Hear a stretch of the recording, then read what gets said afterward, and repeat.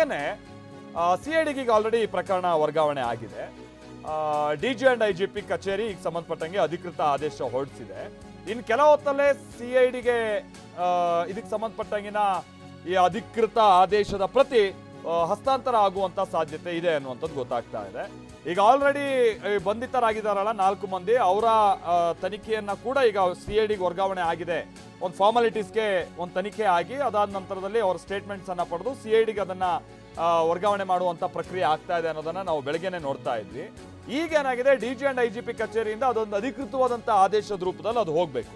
ಈಗ CID ಅಧಿಕಾರಿಗಳು Cubbon park ಠಾಣೆಗೆ ಭೇಟಿ ಕೊಡಬಹುದಂತ ಚಾನ್ಸಸ್ ಇದೆ.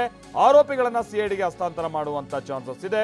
ಒಂದು ಕಡೆ 4 ಮಂದಿಯನ್ನ ವಶಕ್ಕೆ ಪಡೆದಿರೋದು, RCB ಮ್ಯಾನೇಜ್ಮೆಂಟ್ ವಿರುದ್ಧವಾಗಿ ಕೇಸ್ ಹಾಕಿರೋದು ಅಥವಾ FIR ದಾಖಲಾಗಿರೋದು, ಪರ ವಿರೋಧದ ಚರ್ಚೆ ಬಹಳ ನಡೀತಾ ಇದೆ. ಬಟ್ ಕೂಡಲೇ ಒಂದು ವರದಿಯನ್ನ ಕೊಡಬೇಕಾದಂಥದ್ದು ಅನಿವಾರ್ಯತೆಯೂ ಕೂಡ ಇದೆ. ಅದಕ್ಕೊಂದು ಡೆಡ್ಲೈನ್ ಕೂಡ ಬಹುತೇಕ ಈಗ ಫಿಕ್ಸ್ ಆಗಿದೆ. ಹಾಗಾಗಿ CID ಕೂಡ ಈಗ ಅಖಾಡಕ್ಕೆ ಇಳಿತಾ ಇರುವಂಥ ಸಂದರ್ಭ.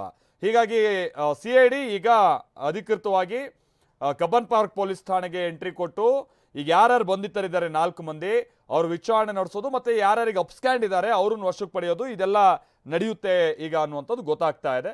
DG ಅಂಡ್ IG ಕಚೇರಿಯಿಂದ ಇದಕ್ಕೆ ಸಂಬಂಧಪಟ್ಟಂಗೆ ಆದೇಶ ಕೂಡ ತಲುಪಿದೆ CID ಅಧಿಕಾರಿಗಳಿಗೆ ಅನ್ನುವಂಥ ಸಂಗತಿ ತಿಳಿದು ಬರ್ತಾ ಇದೆ. ಇದಿಷ್ಟು ಈಗಿನ ತನಿಖೆಗೆ ಸಂಬಂಧಪಟ್ಟ ಹಾಗೆ ಏನಾಗ್ತಾ ಇದೆ ಅನ್ನುವಂಥ ವಿಚಾರವಾಗಿನ ಮೇಜರ್ ಅಪ್ಡೇಟ್ಸ್, ಈ ಸಂದರ್ಭದ ಅಪ್ಡೇಟ್ಸ್. ಒಂದೊಂದು ದೃಶ್ಯ ನೋಡ್ತಾ ಇದ್ರೆ ಬಹಳ ಬೇಸರ ಆಗುತ್ತೆ.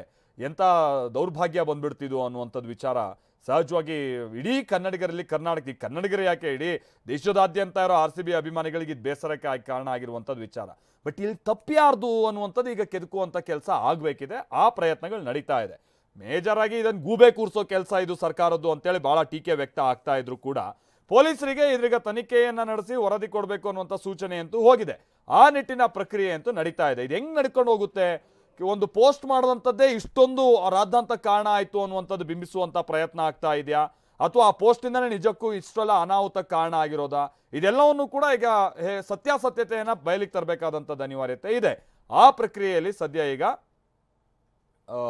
ಪೊಲೀಸರಿರುವಂಥದ್ದು. ಹೌದಪ್ಪ, ಒಂದು ಪೋಸ್ಟ್ ಹಾಕಿದ್ರು, ಅವ್ರಿಗೇನೋ ಬುದ್ಧಿ ಇರಲಿಲ್ಲ, ನೀವು ಕರ್ಕೊಂಬಂದು ವಿಧಾನಸೌಧದಲ್ಲಿ ಯಾಕೆ ಬಿಡ್ಕೊಂಡ್ರಿ? ಇದು ಕೂಡ ಒಂದು ಪ್ರಶ್ನೆ ಅಲ್ವಾ? ಈ ಥರದ್ದು ಭಾಳಷ್ಟು ಪ್ರಶ್ನೆಗಳಿದೆ. ನೋಡೋಣ ಇದು ಯಾವ್ಯಾವ ಹಂತಕ್ಕೆ ಹೋಗುತ್ತೆ ಅಂತ.